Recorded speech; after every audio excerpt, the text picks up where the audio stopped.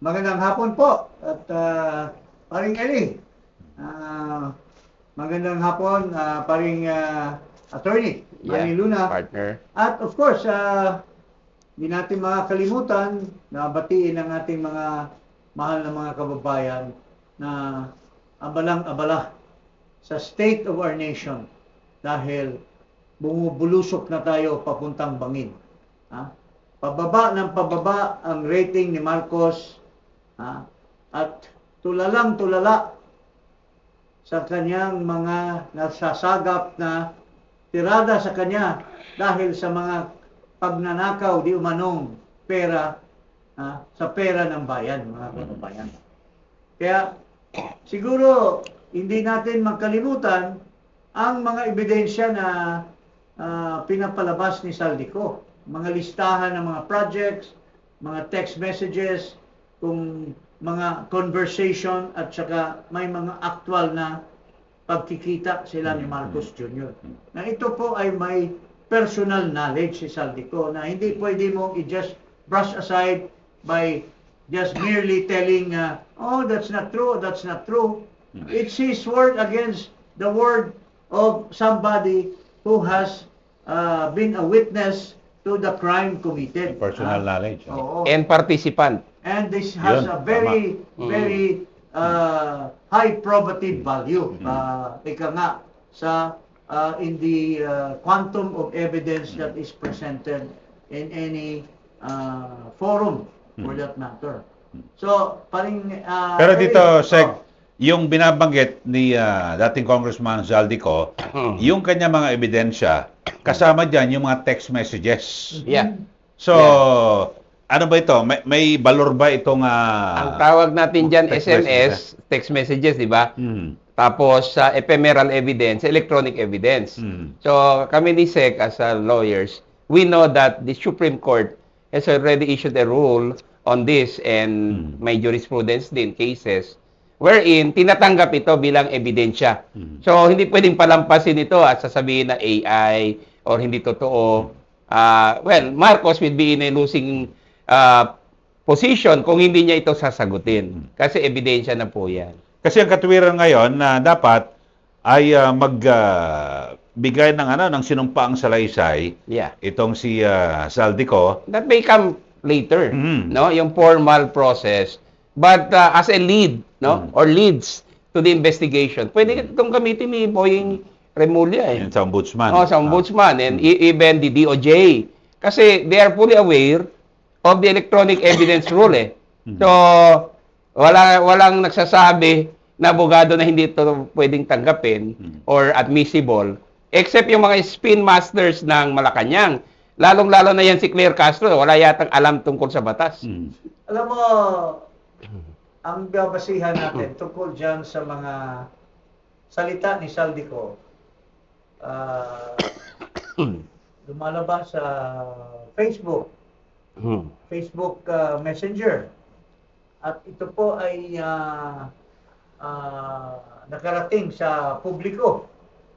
At ito po ay nakarating sa ikangay mga nag-iimbestiga. Tulad ng Senado, tulad ng ito ay nakakarating sa pagtanggap ng publiko. Yeah. At in a recent court decision penned by, I think, Joseph Lopez. Justice Lopez. Pagka manggagaling sa isang internet or Facebook, these are considered admissible in evidence. Yes. So, pwedeng gamitin sa korte. Pwedeng gamitin, even if it's not notarized. Because this arise from a case whereby mayroong isang babae na bata na nagkaroon siya ng parang ugnayan sa isang lalaki through the internet. Tapos later on, itong minor de edad, nagpapadala siya ng nagbubuyo siya nitong lalaki, nagpapadala siya ng mga lewd pictures dito sa lalaki. Ang ginamit niyang yung telepono ng nanay niya. Minsan nakalimutan ng bata na iwan yung telepono. Nag-usyoso yung nanay. Nakita ngayon yung mga lewd pictures. Nagsampa ngayon ng kaso yung nanay doon sa lalaki. Oo. Ang kanyang depensa ay may privacy daw siya, right of privacy. Sabi ng court, no, Wala these na. are admissible in evidence Yeah. taken from the exchange of ideas from the Facebook. It is considered evidence and admissible in court. Yeah. Sabi ng ponente nung kaso. So, itong mga pinagsasabi ni Saldi, sinasabi na hearsay, sinasabi nitong mga bobo na mga kung hindi man nag-aaral ito, panay bibigay lang just because abogado sila, nagbibigay lang sila ng komentaryo. Hindi nila pinapag-aralan yung mga decided cases which become part of the law of the land, being jurisprudence. So, itong mga pinapaliwanag ni Saldico through doon sa mga salaysay niya through the Facebook ay admissible in evidence. Yeah. Kasi meron din tayong electronic evidence rule. So even without that decision, admissible na 'yan kasi ang Supreme Court mismo nag-adapt ng rule na 'yan. At sinusunod na 'yan because I've been practicing before. So ginamit ko rin 'yan in some cases Sec. So much more if this will be siguro i-summarize ni Saldico lahat ng mga sinasabi niya. And maybe in a consulate or an embassy, he will take his oath or i-sworn niya yung mag-sworn statement siya doon. Summarizing everything that he has said. Then this very high probative value. Actually, pwede niyang ilagay yan sa isang disk or isang memory chip. Tapos, mag-execute siya ng affidavit na yung laman nun ay authentic at galing sa kanya. And these are valid, admissible in evidence yan. Yun pwedeng gamitin ni Boying. So, pwede na sila mag-imbestiga? Pwede na Pwede na. mag-imbestiga? Well, kahit na wala formally, pa. pwede na. Pero informally or as a lead, pwede naman gamitin na yan ngayon. Kasi nabasa ko, Sec, Yes. sa charter ng ombudsman, yung anonymous complaint, pwede. Kaya, pinapatulan na yan ang tawag doon, verifiable. Yes. Basta ganun lang. Yes. Di ba? Oo, So, pwede na ito. Even the ombudsman does not need any complaint. Motu proprio. They can use this as their evidence to file charges. Yeah, correct. So, in other words, what we're saying here is yung substance ng sinasabi ni Saldico, which points to Marcos as number one na magnanakaw sa ating bansa. We term that mandarambong. Mandarambong. Ito si Marcos Jr., sabi ni Saldico. Sabi ni Saldico. Mandarambong dahil unang-una nagpa-insert siya ng 100 billion. Inutusan niya si Cadiz. Cadiz ba? Hindi, si Brian. Si Adrian. Pangandaman. Pangandaman muna. Tinawagan si Saldi ni Pangandaman at mayroon daw pinapa-insert si Marcos na 100 billion. Pero sabi ni Pangandaman, kung gusto mo ng para makasiguro siya. makasiguro ka, Tawagan mo si Adrian. Kasi alam din niya yan. Oo. At siya ang inutusan ni Marcos na ipasagawa yung 100 billion. 100 billion na exert sa flood ng sa bicameral conference sa Bicam. committee. So, itong dalawang dating opisyales, we are challenging them to spill the beans Yes, at because tumulong. right now, itong kuratong baliling na senador, siguro masyadong ginagano ni Marcos ito, kaya mukhang utusan na ni Marcos. Nambunan ba? At masyadong nagdinidepensa si Marcos, maski wala siyang ebidensya. Sinasabi na si Adrian daw ang nag-utos na mag-insert. Itong si Adrian, dati itong PLLO Kong, and you were former PLLO USEC. Do you think a USEC can do that in his capacity or yung kanyang posisyon? Saka billion na pinag-usapan. Billion niya, 100 billion. Do you think? Una, stalwart ng Congress. Oh.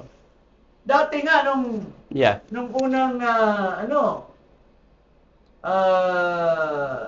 naghahanap kami ng pwesto noon ng PLLO sa House. Nilapitan ko yung Secretary General, sabi,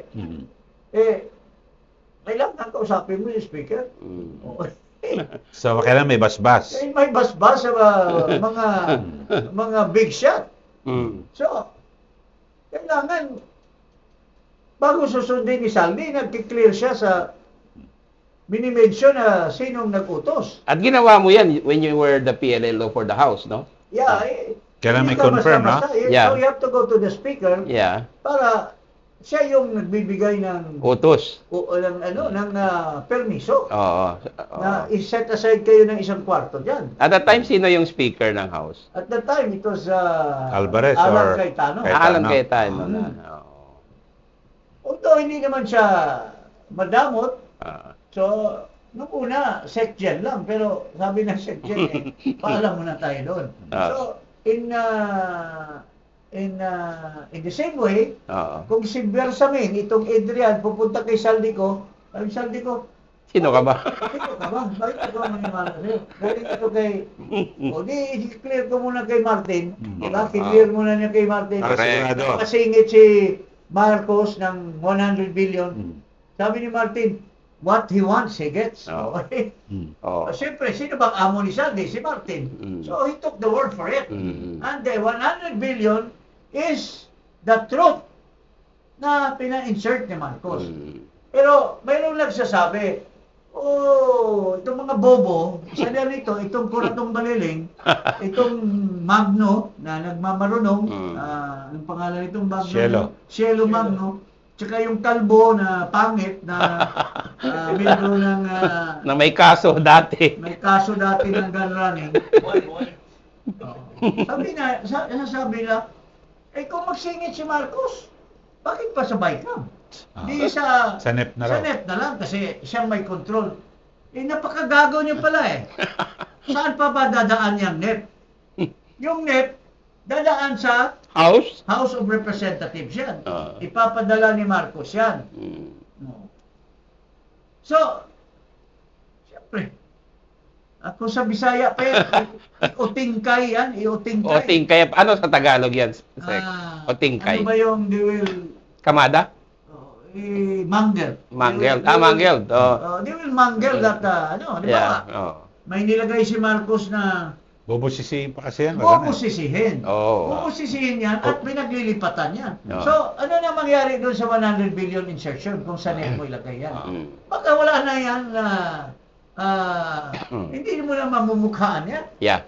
Yung original na 100 billion. Kasi magpumingil na siya Pondo-pondo yan. So, aalisin yan. Halimbawa, may isang congressman. Nakita niya, bakit ang laki nito? Bakit hindi ako bibigyan din? So, sabihin niya kay Speaker, pwede bang hatiin mo ito? Bigyan mo rin ako. Ano na ngayon nangyari doon sa 100 billion? So, matatapyasan pa yan. Tapyas na. Pero kung buo na yan. Sasabihin lang ni Saldi, Grace. Sani Angara. Si Sani pa pala. Subiri, o sino pang speaker. Ang speaker na may pina-insert si BBM dito. Okay ba tayo? Anyway, hahanap tayo ng source yan. Bibigyan din naman kayo tag 3 billion kayo. Lahat kayo. Wala nang 3 billion each kayong mga senador. Para walang objection. Huwag nyo nang galawin ito kasi kay PPR, kay BBM. BBM ito. Di talaga. So pagdating noon, walang kikibo. Kung tunay ka at nagmalasakit ka sa taong bayan, makikita mo ngayon yung 100 billion. Di ba? Sasabihin mo ngayon, ano ba ito? Red flag. Bakit? Pero kasi kung ikaw ang naglagay, Andyan. Okay pala si Salvi, okay pala si Angara. Mm. Bipirma, pipirma ko na ito agad.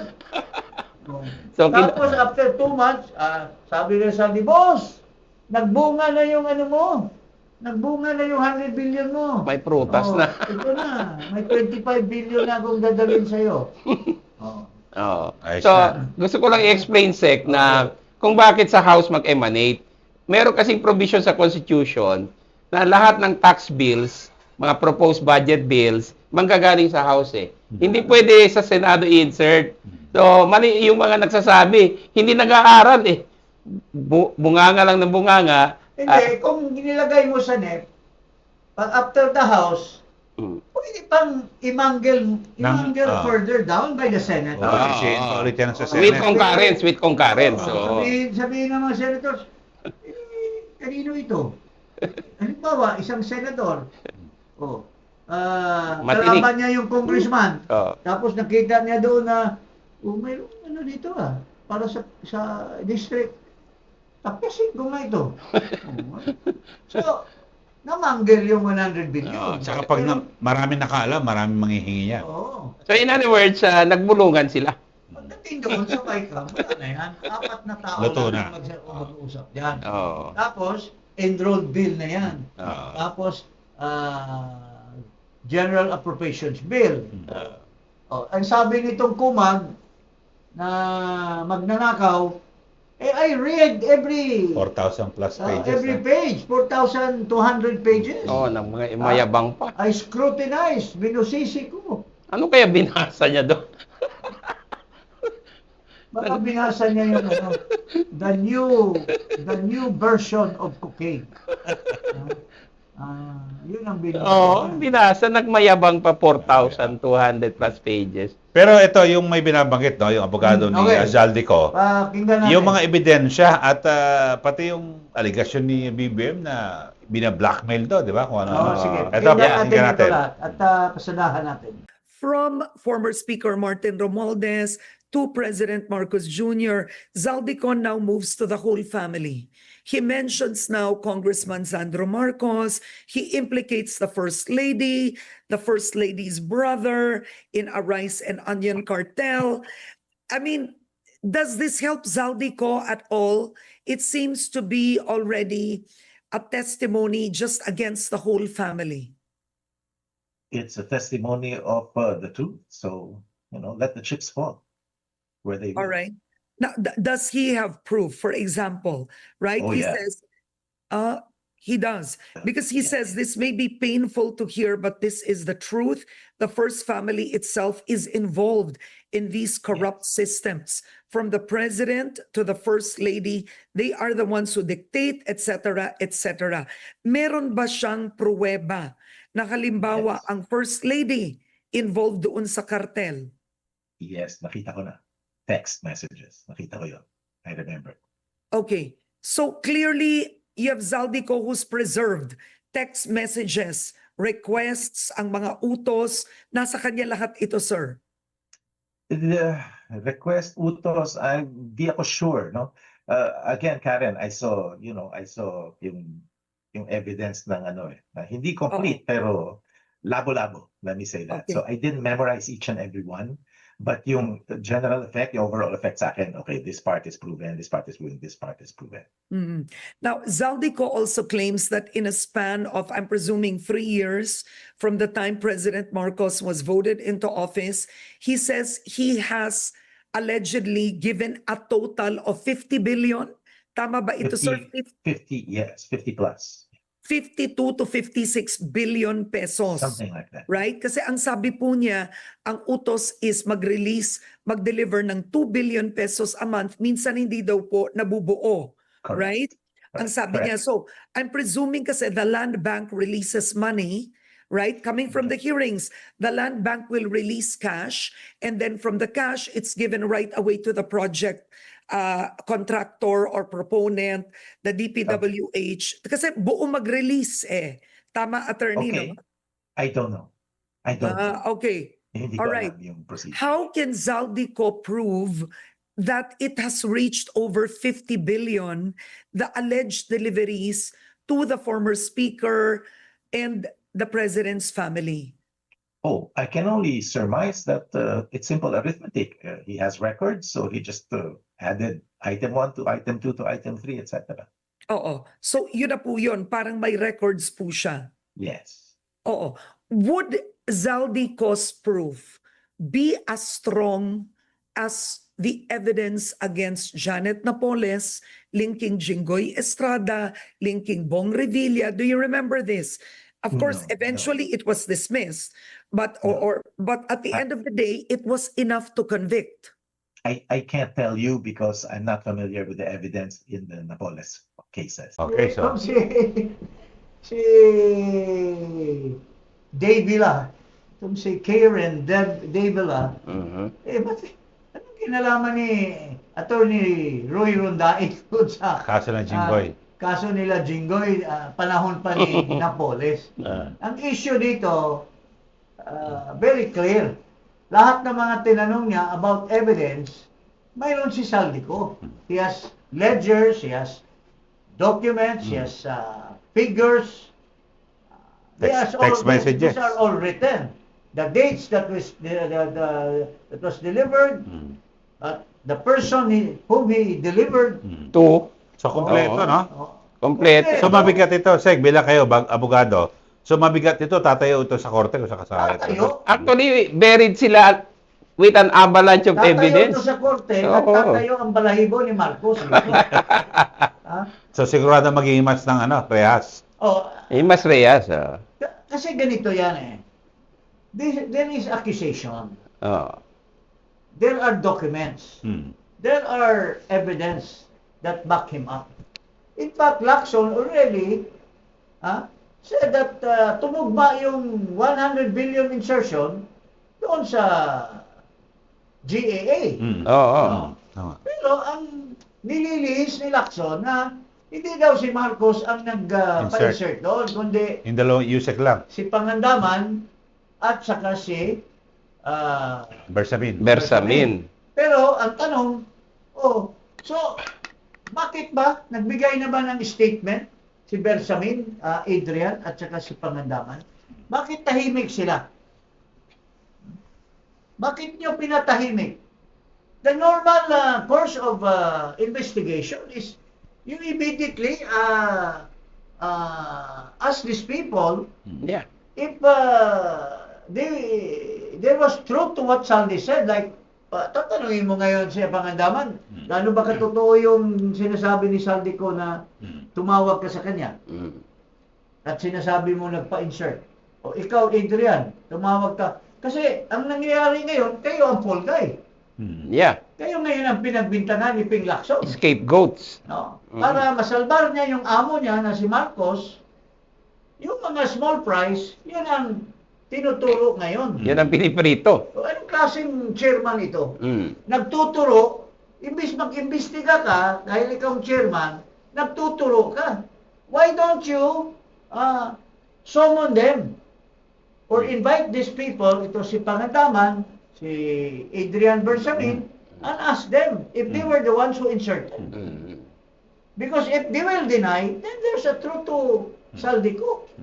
So, yung ginawa ni Lacson, kuwan yun, taliwas yun sa tradisyon ng Senate Blue Ribbon. Tsaka, Tony, dapat, kasi ang pinagbasihan niya, yung sabi ni Yusek Bernardo. Yeah. Sana maganda, may Blue Ribbon Committee hearing, tapos Pina-recall si attend Bernardo. siya ang magsabi, Oo. mag-accuse dun sa dalawa. In procedure, we call that Pero- recall. pero- Para makasagot din yung dalawa. Pero napaka-bobo nitong Ping Lacson na to. I mean, with due respect, Oh. you are talking of 250 billion na insertion. No? So, mayroong 100 billion. Then what is the balance of 100 billion? Mga 150 billion. 150. Oh. Could it be possible na pinag-usapan ni Bernardo yung part ng 150, hindi yung sa 100 Sa iba. billion? Iba yun. Oo. Kasi hindi na yan pwedeng pakialaman yung 100 billion. Walang pakialam si Bernardo doon kasi as far as that 100 billion, si Marcos lang ang may say dyan. Mm. In other words, hindi nag-a-add up.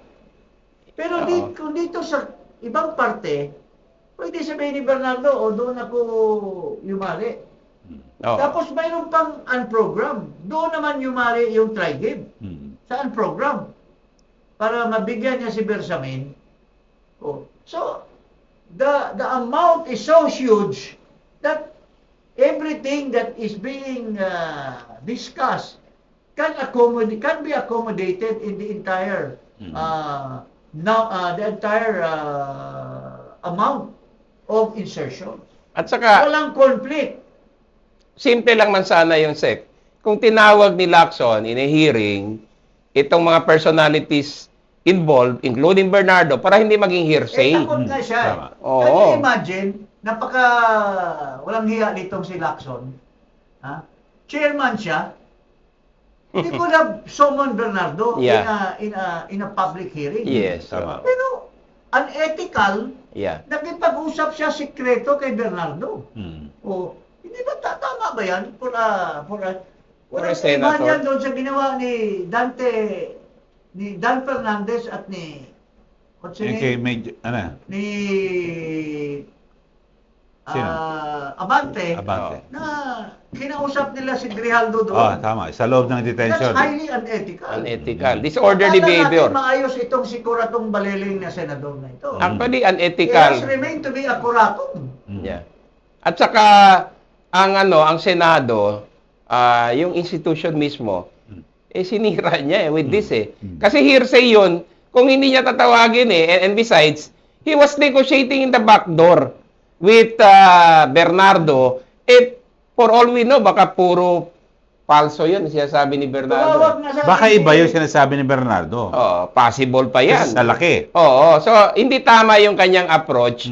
He should have recalled Bernardo and make him Let him testify. testify again. Yes. Oo. tama. Rather than magsikreto siya. So, how do we know that yun ang sinasabi ni Bernardo? Oo. How do we know that gumagawa-gawa lang ng kwento si Ping Lacson para lang ma-save niya si Marcos? Because ang statement ni Saldi pinpoints to Marcos. Yeah. In order to deviate or to divert the issue, because he was defending Marcos, is to create a story, tell a lie to the people. In the usual way, he's been telling a lie. Sumibat siya, noong hinuli siya sa Kuratong, nagtago, the same tactics din ang ginagawa nito ngayong Kuratong Baleling Senator. Hindi ba his attention was called by Senator Drilon? A long time senator. Sabi niya, hindi yan gawain ng isang senador. Klaro yun So, Maybe this guy is so desperate. Napakalaki siguro ang gano'n ni Marcos. Ping! Parang sila, yung maagap sila na Tapos magdepensa. sinabi siguro ni Ping, okay lang boss, crush naman kita. So, listo sila sa pagdepensa. Parang di ba yung nangyari rin kay Tito Soto? Di ba kay Robin Padilla? Talagang Oo. sumingit din agad si Talagang kumag din itong school bukol na ito. at saka, Sinasabi ni Robin Padilla, pinakita yung video na, Marcos was speaking that, hindi kami pinagbigyan noon ng mga mainstream media, Rappler, mga GMA7, yan. We were at our own. So I had to, when I ran for the presidency, I had to recruit 1,000 trolls. So sabi ni Robin, gano'n ka totoo? Hindi totoo yan. Lang yan, nagdo-joke lang si President. Napakagago mo talaga, Soto. Wala ka nang ibang mas gago pa, alam mo? Why? Because you're unethical. You're very unethical. Nandiyan si Lauren Legarda, who is the sponsor.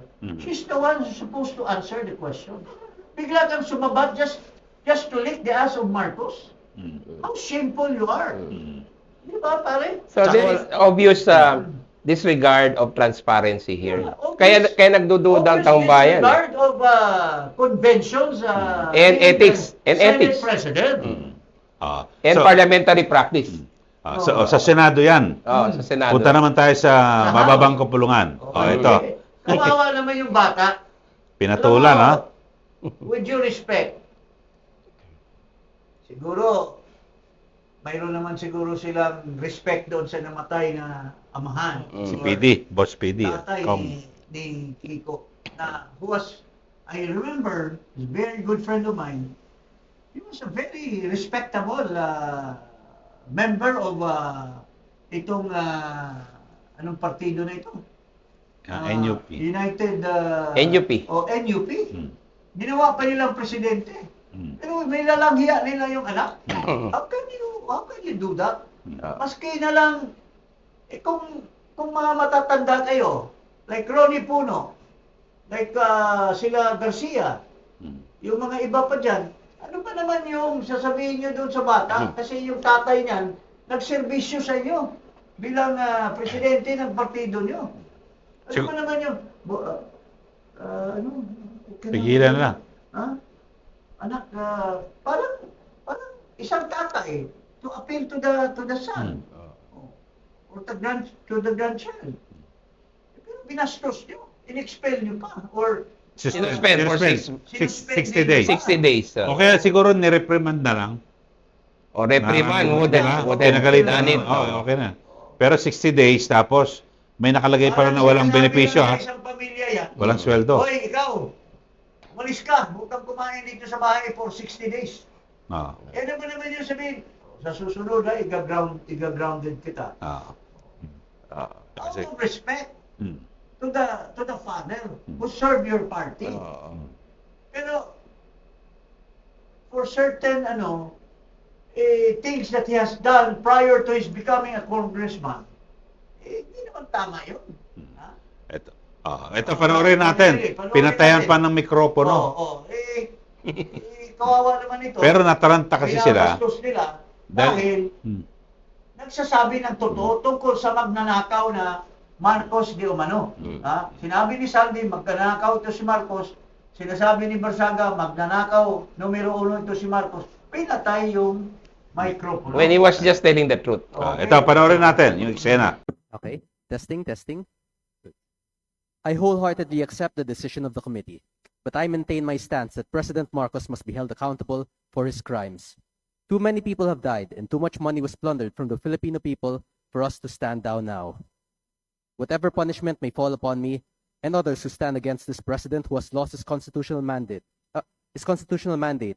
of serving the Mr. people is Speaker, inconsequential point of in order. relation to the amounts of lives Mr. Speaker, and point of futures order. that will be saved when Majority President Leader. Marcos leaves Malacanang. It took the deaths and imprisonment Point of Majority order, Leader. Mr. Speaker. To bring Marcos Sr. to Point of justice. order, Mr. My Speaker. punishment is only the beginning of our fight against the Mr. Speaker, may we recognize Chairman Abalos for the point of order. Mr. Speaker, point of order.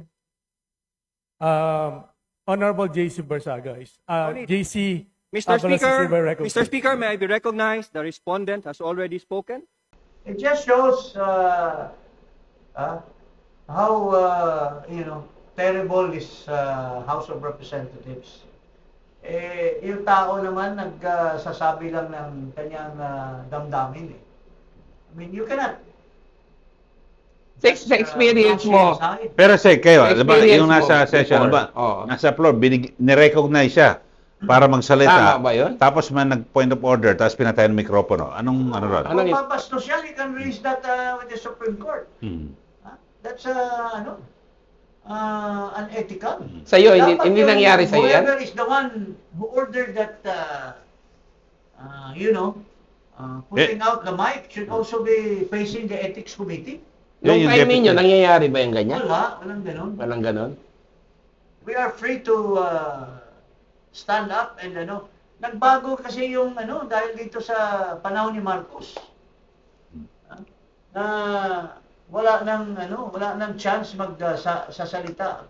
Alam mo dito, dahil sa pera-pera na lang, pag nagtayo ka daw ngayon diyan, unlike during our time that we are free to stand up at any given time.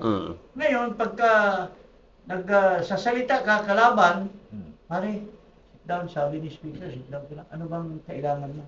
Ayusin na lang natin. Grabe naman. Ganun ang style niya. Wala ka respeto. Pero during our time, ako, sila Rolex, Ronnie Zamora, even Chis Escudero and Alan Cayetano, pag tumayo kami, we were given respect as a member of the House. Ha? Oh.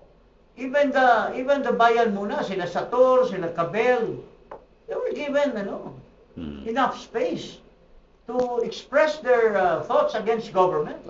Bakit dito masyado ng Gestapo-like ang treatment ng mga ayaw na Ilabas ang katotohanan. maglabas ng kanilang grievance sa government? Tsaka parang mabilis yung pag-aksyon ng ethics committee. Kasi Dahil recommendation yun eh. pero meron pa kasing mga allegation mas mabigat. Yeah. Yung sa mga tinatawag na Kasi si contractor. Kobe Janko nga, he wanted to speak. Hindi na siya pinasalita. Dahil may Nag-give voting way na siya. daw. Kalokohan naman yun.